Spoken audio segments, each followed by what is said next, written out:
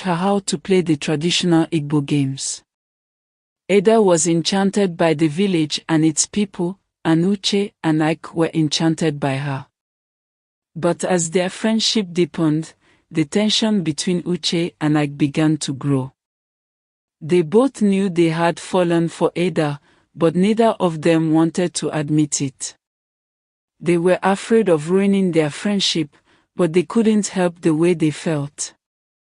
As the days turned into weeks, the unspoken rivalry between Uche and Ike grew stronger.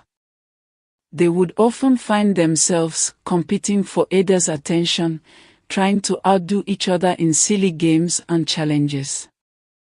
Ada, oblivious to the tension between them, would laugh and cheer them on, happy to see her new friends having so much fun. But beneath the surface, the rivalry was simmering.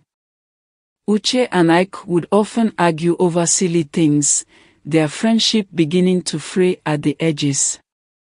They both knew they had to confront their feelings, but neither of them wanted to be the first to admit their love for Ada. One day, as they were walking through the forest, Ike turned to Uche and said, "My friend, I think it's time we talked about Ada." Uche's heart skipped a beat as he wondered what Ike was going to say. Was he going to confess his love for Ada? Or was he going to try and claim her for himself?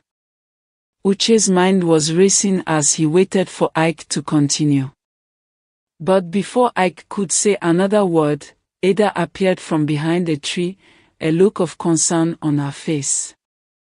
"What's wrong, guys?" she asked, sensing the tension between them. Uche and Ike exchanged a nervous glance, both of them unsure of how to respond. They didn't want to admit their true feelings in front of Ada, but they also didn't want to lie to her.